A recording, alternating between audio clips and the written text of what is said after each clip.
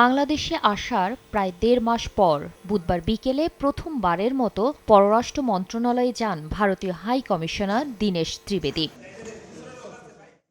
সৌজন্য সাক্ষাৎ করেন পররাষ্ট্রমন্ত্রী ড খলিলুর রহমানের সঙ্গে। এর আগে বৈঠক করেন প্রতিমন্ত্রী শামা ওবায়দ ইসলামের সঙ্গেও।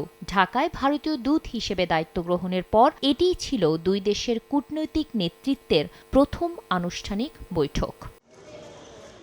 আলোচনা ইতিবাচক হয়েছে জানিয়ে ভারতীয় হাই কমিশনার বলেন, দুই দেশের জনগণের ঐতিহাসিক সম্পর্ক আরও দৃঢ় করার পাশাপাশি ভারতে আয়োজিত ব্রিক্স সম্মেলনে প্রধানমন্ত্রী তারেক রহমানের সম্ভাব্য সফর এবং গঙ্গার পানি বণ্টন চুক্তি নিয়ে আশাবাদী New Delhi. Whatever is beneficial to both the people, it's definitely will happen once the Honorable Prime Minister, I'm sure, visits India.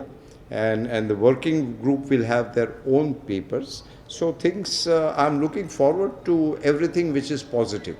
And I can tell you, we had a great meeting with lot of positivity. AKS অর্জন করলো Guinness World records.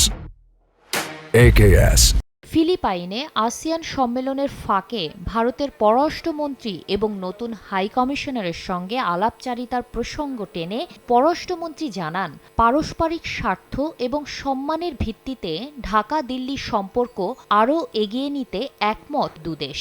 বলেন, পর্যালোচনার টেবিলে আছে প্রধানমন্ত্রীর ভারত সফরের প্রস্তাব। এখন রিভিউ করছে এবং আমরা এ বিষয়ে একটা সিদ্ধান্ত নেব। পারস্পরিক সার্বভৌম সমতার ভিত্তিতে আমরা এগিয়ে নিয়ে যাব, এই বিষয়ে আমরা একমত পোষণ করি। বৃহস্পতিবার মার্কিন প্রেসিডেন্টের মধ্য ও দক্ষিণ এশিয়া বিষয়ক বিশেষ দূত সার্জিও গোরের বাংলাদেশ সফর প্রসঙ্গে এক প্রশ্নের জবাবে খলিলুর রহমান বলেন, কোনো দেশের সঙ্গে সম্পর্ক জোরদার করার অর্থ অন্য দেশের সঙ্গে সম্পর্কের অবনতি নয়। জাতীয় স্বার্থ প্রাধান্য দিয়েই সম্পর্ক এগিয়ে নিচ্ছে বাংলাদেশ। কারোর সঙ্গে সম্পর্ক উন্নয়ন মানে এই নয় যে আরেকজনের সঙ্গে সম্পর্ক অবনতি হচ্ছে।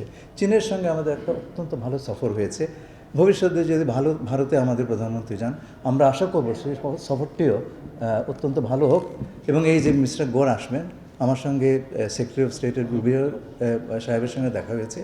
এগুলো হচ্ছে এই ইন্টারাকশনগুলোর মাধ্যমে আমরা সম্পর্ক এগিয়ে নিতে যাচ্ছি। ভারতে নিযুক্ত মার্কিন রাষ্ট্রদূত সার্জিও গোর সরকারের পাশাপাশি অংশীজনদের সঙ্গেও বৈঠক করবেন। এছাড়া কক্সবাজারে রোহিঙ্গা ক্যাম্প পরিদর্শন করবেন বলেও জানান পররাষ্ট্রমন্ত্রী। যেখানে আমাদের স্বার্থ আমরা সেখানে যাব। শাতিলা শারমিন, সময় সংবাদ, ঢাকা।